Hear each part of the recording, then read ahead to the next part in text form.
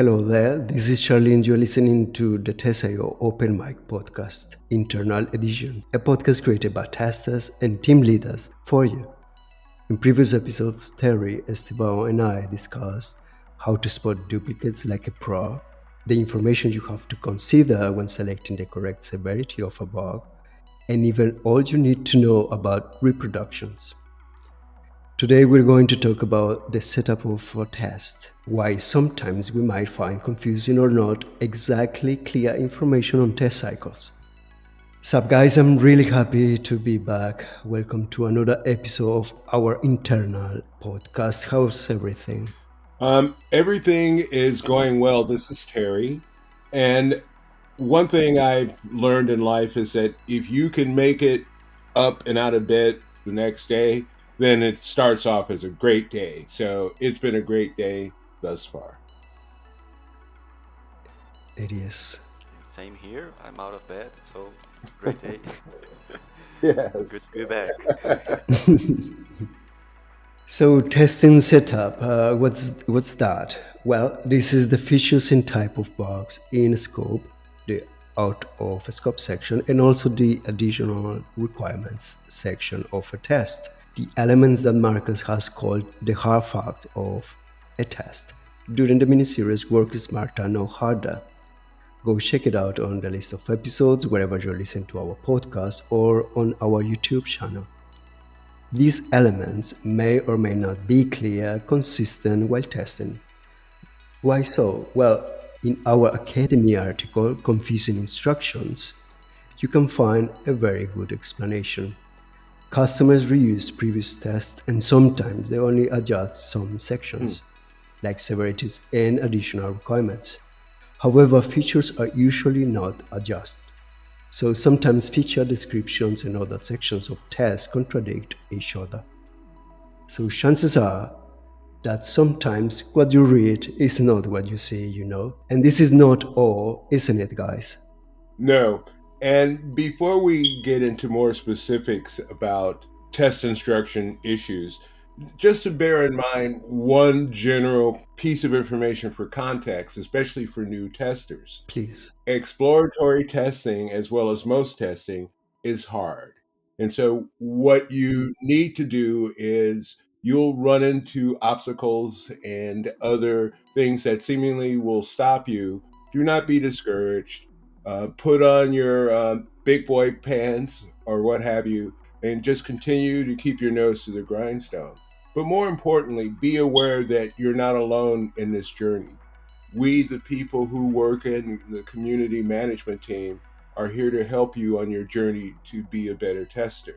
And as Charlie said in his introduction to this point, frequently, because many people handle the test instructions, there are times where there are pieces of information that are left over from old edits. And so you will, from time to time, encounter things that perhaps need to be clarified. So, as a general rule of thumb, my first approach is as a tester, is to read through the test instructions carefully, make note of anything that is a question to you, and then post those to the project's group chat, addressed to the TL, but certainly other people can comment. And in particular, we find this type of feedback very informative because then we can take this back to the CSM and correct the problem going forward. But the best thing you can do in terms of working with the testing instructions is to read through them and carefully and look for anything that is confusing to you or what have you. And bear in mind that we also understand that many of our testers do not have English as a first language. And so therefore, something that might be readily understandable to the instructions author may not be readily as understandable to most speakers. And so we greatly welcome any feedback you have on this, and we're happy to make changes or provide explanation.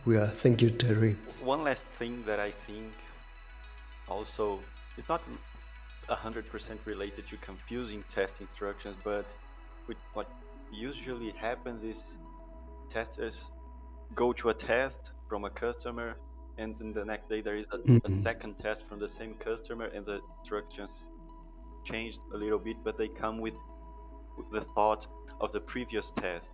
So Yes. they go thinking that the true. features are the same, and the instructions are the same, and they get caught with the pants down when they submit the bug, and it's not the same anymore, because also customer uh, customers are constantly updating their product, so they fix Hmm. bugs, they change how things Mm, work. So it's important, I think, to come with to every test with uh, a clear mind, like Hmm. thinking that you never mm. participated in a test of this customer before, and read every instruction again really carefully, because changes can be very subtle and can make a big change on what is in scope or what isn't. Yes, that's a good advice. And but is there any way, like I'm a greenhorn, and uh, it seems everything is important. What would be your advice, guys, for this kind of greenhorn testers that they don't know which section is more important than the other, or all of them are important, and when they contradict each other, which one should I pick, like to guide me through a test? So, first of all, I think these are very strong points, especially as a greenhorn. It's not enough to say pick out the parts that are important, because to you all things are important. But I would Mm, also inform, even a greenhorn tester, that once again, there are some points of failure that typically happen.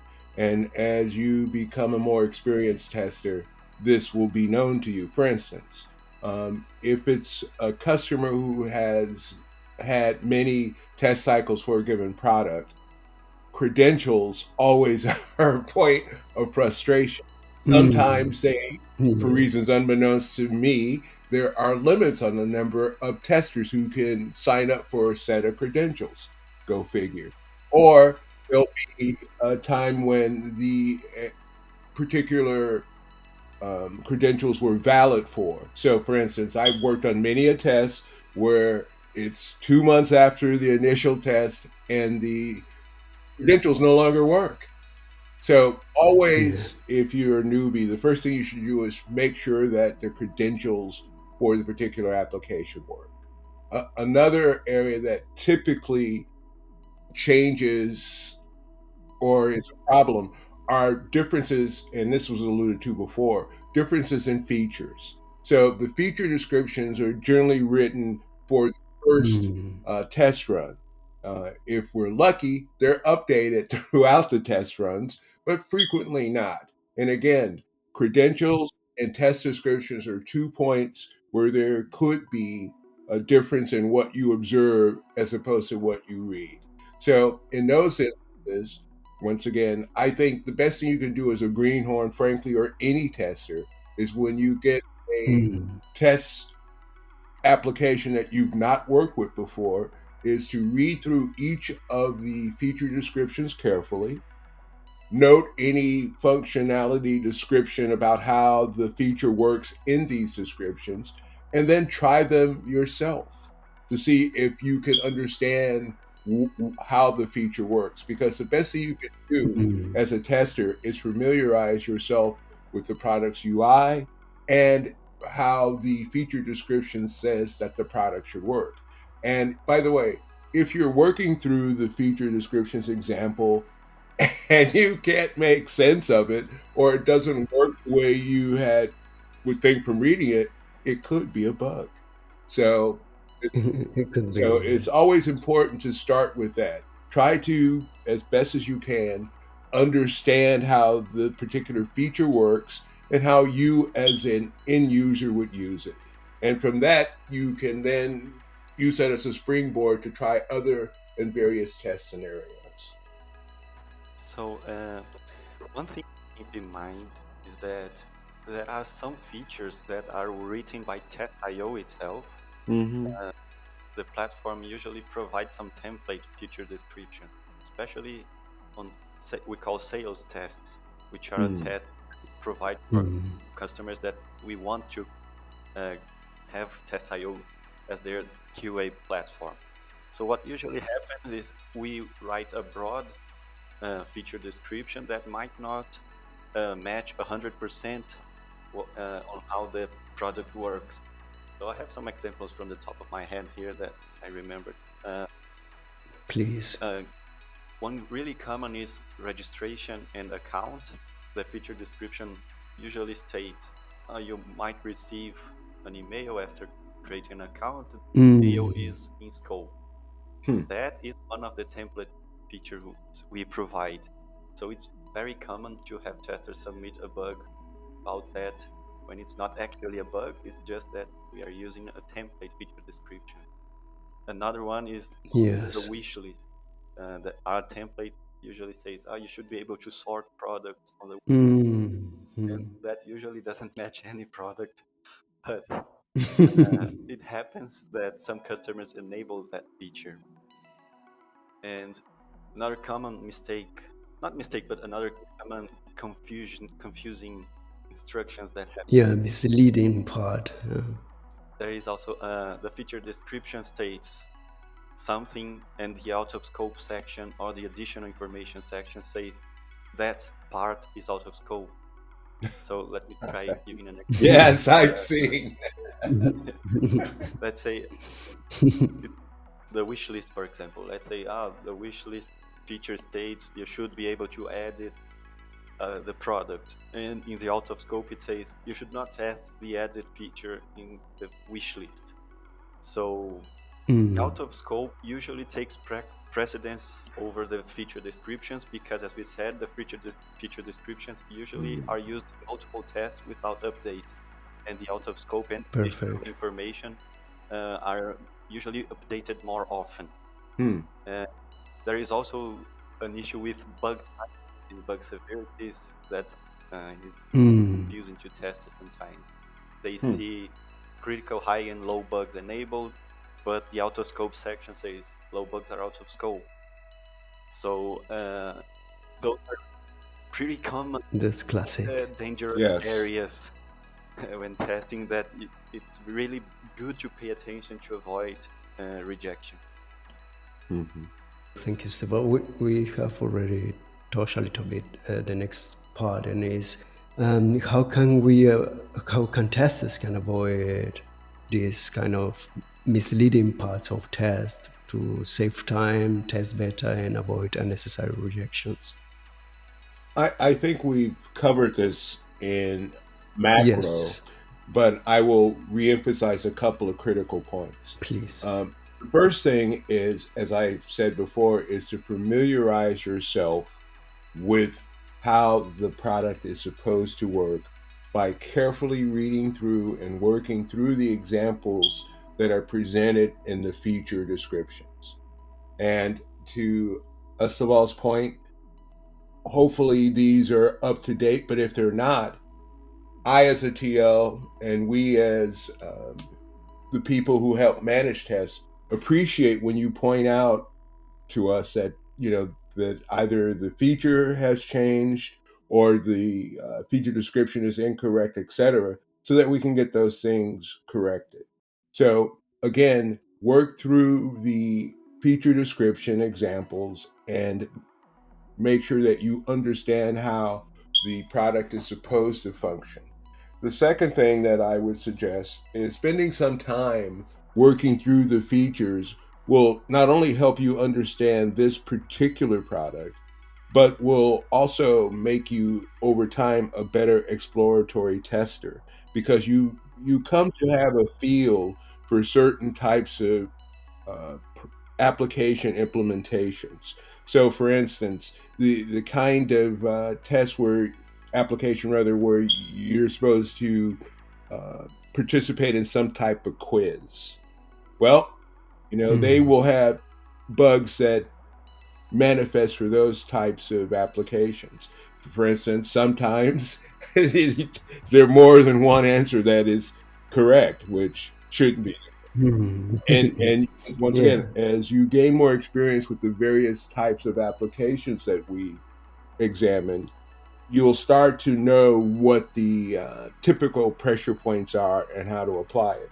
So it's always important, from my perspective, as a tester to absorb the lessons that you've learned in each test Mm, because guess what? Those lessons will surface again. So if you're a new yes. tester, the best thing you can do for yourself is to write down or some other way document the issues that you encountered because more likely than not, it'll be back in some other form. And as you get good at Yes. recognizing them, it will make your process way easier because you'll have several low hanging fruit that you can immediately pick off. And then the last thing I want to say is to re emphasize that uh, again, the particular avocation or profession you're choosing, software testing, is not for the faint of heart. You have to be someone who has Mm, a certain degree of stick to itiveness.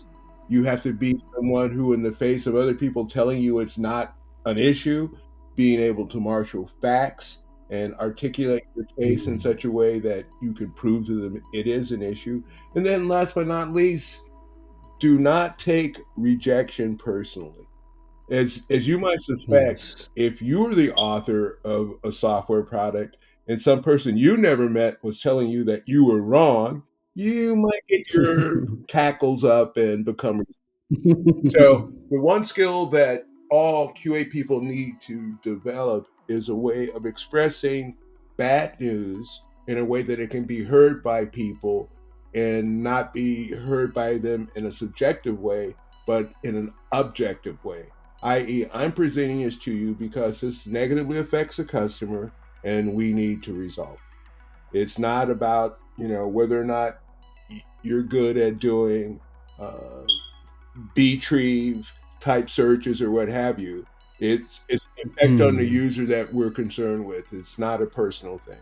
And as long as you have absolutely. well, as long as you have that attitude that it's about the product, it's about finding things that would negatively affect the customer, then you will be good at your job because really Mm, QA is the eyes and ears of the end user. We're the ones who are close to true. how the product will be used, not necessarily how the product was intended to be used. And sometimes that's a big difference. So Yeah, it is. so, lastly, do not become discouraged. Learn to stick to your guns. And always, if you believe something is a bug, you need to be able to articulate why you think it's a bug. And as much factual information as you can marshal will be appreciated.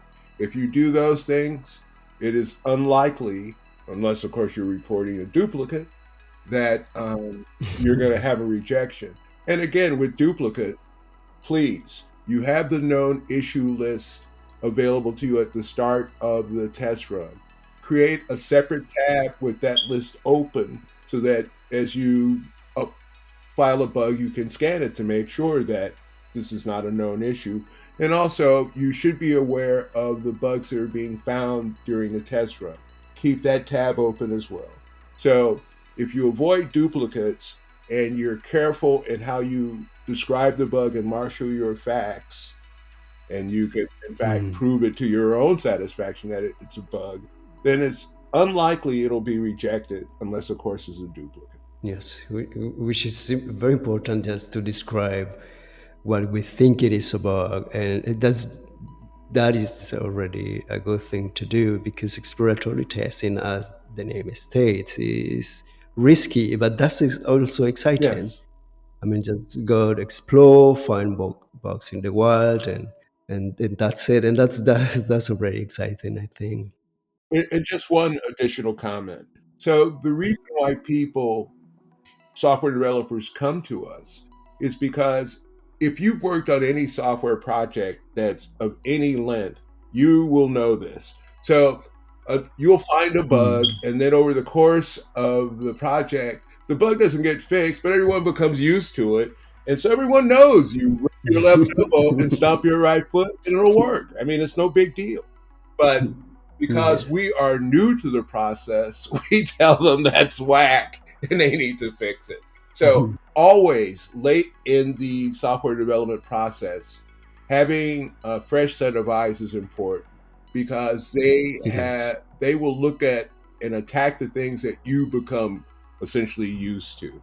So always, if you believe something is a bug, state your case and marshal as much information as you can as to why it's a bug. And in general, if you're good at doing this, you will more likely than not, unless you're doing a duplicate, have you won't have your bug rejected. Yes. Thank you, Terry. Esteval, your thoughts, please. I have a saying that I take with me with everything in my life, not only with testing, which is it's better to be safe than Yes. sorry. So Mm. uh, it can happen that after reading all the features, the out of scope, the additional information, you still have some Mhm. doubts. So we understand that testing is sometimes a race. You have to find a bug before others, or you will lose it.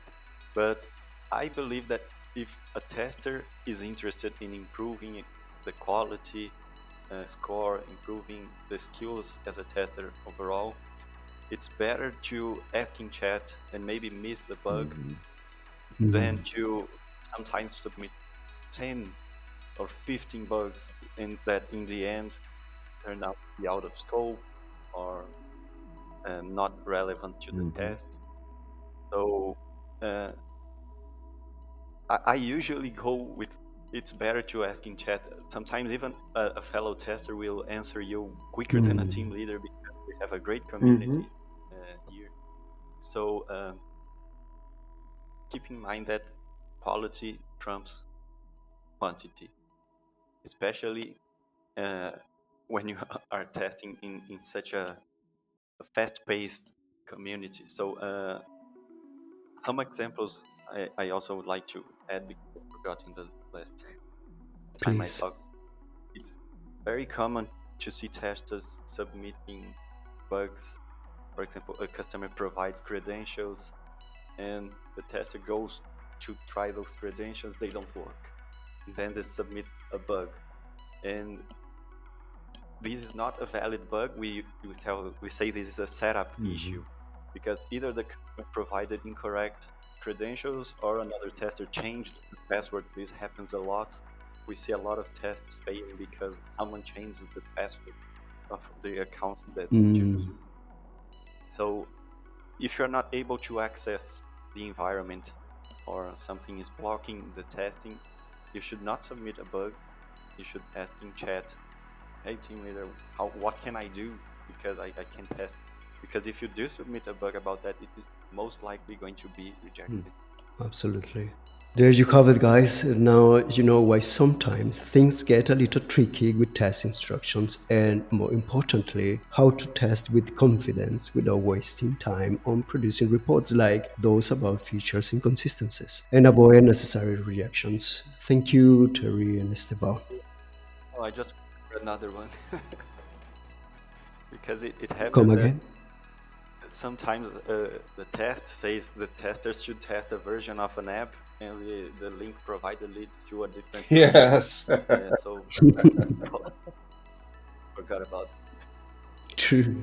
So again, before we leave, I want to emphasize this again because, especially, I know as Esteban commented that for any particular test run, you as an individual tester are in competition with your fellow testers, and it can seem like, wow, I can't get any of these, or I'm always last to notice, etc. But please do remember that finding bugs can and should be hard. Mm. Like, that's the idea of producing a quality product. There shouldn't be bugs. So yours is not an easy, but it is a necessary job, and that we, the community management team, are here to support you. So do not get discouraged. Remember that this too shall pass, and continue to try to get better because if you make the effort to get better at your craft, you will get better at your craft. And things that puzzled you in the Yes. beginning will now seem second nature. So don't get discouraged. Keep your nose to the grindstone. And when you think this is hard, why, yes, it is. But at the same time, it's hard because we're raising the product's quality.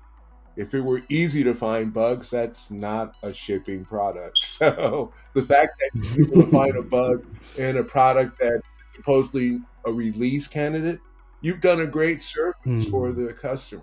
So you can always be proud of what you do as you get better at your job, and your activities are greatly mm, appreciated by us and our customers. agreed. Yeah, about what Terry said, that it's hard to test, and we can see that because it happens. The tester submits a bug, the team leader also thinks it's a bug, forward to the customer, and the customer says, "Well, this is not a bug." So even we go, "Well, how can this not be a Yeah. bug?" Mm, So it is hard. So it is. and it's what we call a black box test. So we don't Mm, have access to the code. We also don't have access to what the company wants. Frustration, unfortunately, is part of the process. What we are trying to do here is to reduce that frustration to the minimum Mhm. and watch your back. We are here to try to teach you everything we know, so you can improve as a tester. Mhm. agreed, agreed. Yeah, and the premise of testing is that there are bugs to find, not the other way around. So that's a good way to start, I think. Mhm. Um, I was just going to reemphasize that um, it's a hard job, and so the fact that you can get better at it is a testament to your tenacity, your clear thinking, and your willingness to commit yourself to Mm, getting better. So as long as you do those things, you will get better. And as I said before, we're here to help support you in your journey. we will. Thank you all for listening to the Teseo Open Mic Podcast, Internal Edition. If you have a specific topic you want to get to know more about or that you want us to discuss, please drop us a message on Discord or a comment wherever you listen to our podcast, or even via the support channel of our platform. And if you really want to speed up your learning process, join our Discord event, Bug or Not Quiz, when you get to see real bugs, learn from real assessments, and have some fun hanging out with other testers. Take care, keep on learning, and stay tuned for a new episode. Cheers.